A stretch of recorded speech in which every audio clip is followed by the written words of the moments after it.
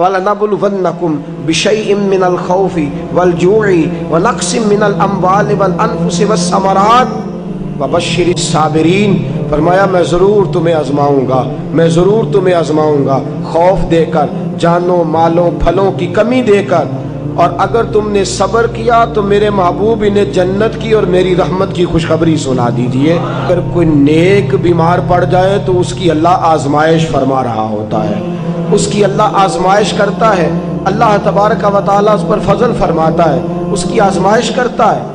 پھر ان مصیبتوں پر جو شخص صبر کرے، رب فرماتا ہے اگر میری رضا پہ راضی ہو گیا تو ان اللہ مع الصابرین، باقی نیکیوں پر میں ثواب دیتا ہوں، اور جو کوئی صبر کرتا ہے رب فرماتا ہے میں اس کا بن جایا کرتا ہوں، صبر کرنے والوں کے ساتھ ہو جاتا ہوں۔ اور جب اللہ آزمائش ڈالتا ہے نا تو جو کام سیدھے ہوتے ہیں وہ بھی الٹے ہونے شروع ہو جاتے ہیں۔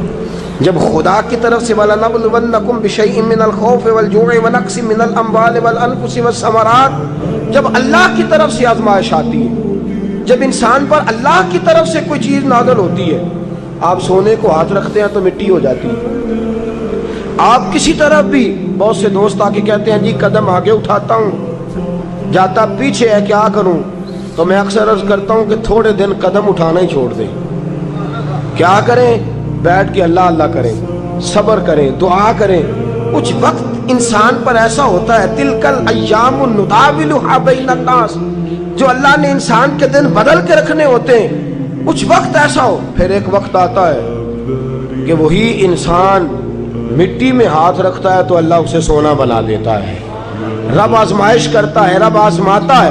جو لوگ مصیبتوں پر صبر کرتے ہیں، جو لوگ مصیبتوں پر صبر کرتے ہیں، سید عالم نور مجسم شفیع معظم صلی اللہ تعالی علیہ وسلم نے فرمایا، رب فرماتا ہے ایک بندہ اللہ کی بارگاہ میں کھڑا ہوا، قیامت کا دن ہے، فرشتے نامہ اعمال کھولنے لگے۔ اللہ نے فرمایا فرشتوں تمہیں پتہ ہے میں نے اسے دنیا میں بڑے دکھ دیے تھے، اس پر بڑی آزمائشیں آئی تھیں، اس نے زندگی بڑی تکلیف میں گزاری تھی، تمہیں خبر ہے؟ یا اللہ ہم جانتے ہیں، بڑا صابر ہے، بڑا صابر ہے، اس نے صبر کے ساتھ وقت گزارا، صبر کے ساتھ اپنے اوقات کو طے کیا۔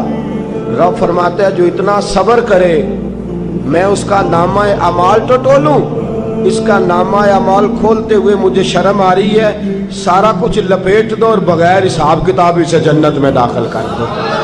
یہ صبر کرنے والا ہے، یہ صبر کرنے والا ہے۔ بڑی خوبصورت حدیث، بڑی، بخاری شریف میں موجود ہے۔ بخاری شریف کی یہ حدیث ایسی ہے جسے میں جب بھی پڑھتا ہوں میں چوم لیتا ہوں۔ حدیث کیا ہے؟ رسول کریم صلی اللہ تعالی علیہ وسلم نے فرمایا، رب فرماتا ہے ایک بندہ ہے، اس کو میں نے آنکھیں نہیں دی، اس کو میں نے آنکھیں نہیں دی، اندھا ہے، پیدائشی اندھا ہے یا بعد میں کسی وجہ سے ہو گیا، اس کے پاس آنکھیں نہیں، لیکن اس نے زندگی بھر صبر کیا، اس نے زندگی بھر صبر کیا، صبح قیامت وہ کھڑا ہوا تو رب کریم نے فرشتوں سے فرمایا، فرشتوں اس کو میں نے آنکھیں نہیں دی، بیچارہ نہ بیٹی دیکھ سکا نہ بیٹا، نہ باپ دیکھ سکا نہ ماں، یہ کوئی دنیا کا نظارہ نہیں کر سکا، تم بتاؤ اس کا اجر کیا ہے؟ فرشتے کہتے ہیں مولا جنت کا اعلیٰ درجہ دے دے، اللہ اسے بے حساب بخش دے۔ رب فرماتے اس نے ساری زندگی بغیر آنکھوں کے صبر کیا ہے، اسے صرف جنت نہیں ملے گی بلکہ آج اسے اس کا رب اپنا دیدار بھی کرائے گا۔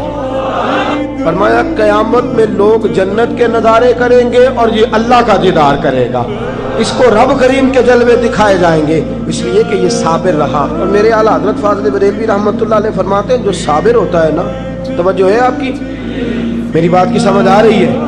اعلیٰ حضرت فرماتے ہیں بڑا قیمتی جملہ، فرماتے ہیں جو صابر ہوتا ہے وہ سکون میں ہوتا ہے۔ شیخ سعدی رحمۃ اللہ تعالیٰ علیہ کے پاس ایک شخص آیا، کہنے لگا حضرت جی دیکھیں نا میرے پاس اتنے بھی پیسے نہیں کہ میں جوتے لے سکوں۔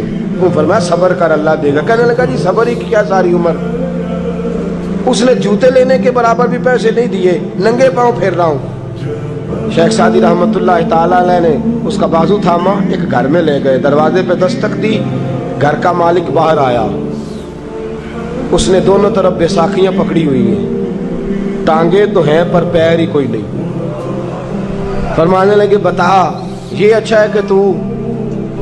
کہنے لگا جی میں آپ سے بھی معافی مانگتا ہوں، اپنے رب سے بھی معافی مانگتا ہوں۔ نبی پاک صلی اللہ تعالی علیہ وسلم نے فرمایا خدا اگر تجھے مصیبت دیتا ہے نا،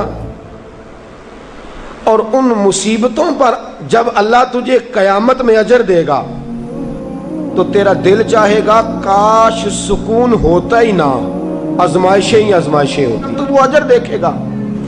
وہ کسی دانشور نے کہا تھا کہ میرا باپ انتقال کر گیا، 6 مہینے گزرے تو میرا 18 سال کا بیٹا بھی انتقال کر گیا۔ کہنے لگے میں نے اپنے 80 سال کے باپ کا جنازہ اٹھایا تو میری کمر نہیں جھکی، لیکن جب 18 سال کے بیٹے کا جنازہ اٹھانے لگا تو میری کمر جھک گئی، اور رو کے کہنے لگا لوگوں باپ کا جنازہ پڑھنا آسان ہے، دعا کرو کسی کو بیٹے کا جنازہ نہ پڑھنا پڑ جائے، بڑا مشکل کام ہے، بڑا کٹھن مرحلہ ہے۔ حضرت ابو ہریرہ رضی اللہ تعالیٰ عنہ فرماتے ہیں اللہ کے محبوب صلی اللہ تعالیٰ علیہ وآلہ وسلم کے صاحبزادے جناب ابراہیم علیہ السلام فرماتے ہیں حضور کے صاحبزادے آپ رات کو جب ان کی ولادت ہوئی تو نبی کریم علیہ السلام ہمارے درمیان آئے۔ جاگیے ذرا غور فرمائیے گا بات پہ۔ سید عالم صلی اللہ علیہ وسلم تشریف لائے اور ہم نے حضور کے چہرے کو چمکتے دیکھا۔ ہم نے کہا یا رسول اللہ موڈ مبارک بڑا اچھا ہے، حضور کوئی خیر کی خبر ہے؟ فرمایا مجھے مبارک دو، اللہ نے مجھے بیٹا عطا فرمایا ہے۔ فرماتے ہیں اگلے ہی دن، ایک روایت ہے کچھ عرصے کے بعد، ایک روایت ہے اگلے ہی دن ظہر کے بعد میرے محبوب نے پیار کرنے کے لیے بیٹا اٹھایا اور صاحبزادے کی سانسیں اکھڑنے لگی۔ رسول پاک کے صاحبزادے نبی پاک کے مقدس ہاتھوں میں سانسیں اکھڑ رہی ہیں، حضور کے دستے مبارک میں صاحبزادے نے وصال کر دیا۔ آنکھیں بند کی تو نبی کریم کی مقدس آنکھوں میں آنسو آئے۔ رات خوشی تھی، رات حضور مبارکیں وصول کر رہے تھے، رات مسکرا رہے تھے، ایک ہی تو رات گزری ہے، 24 ہی تو گھنٹے ہوئے ہیں، آنکھوں میں آنسو بھر آئے ہیں۔ حضرت عبداللہ ابن عمر رضی اللہ تعالیٰ عنہ عرض کرتے ہیں یا رسول اللہ آپ رو رہے ہیں؟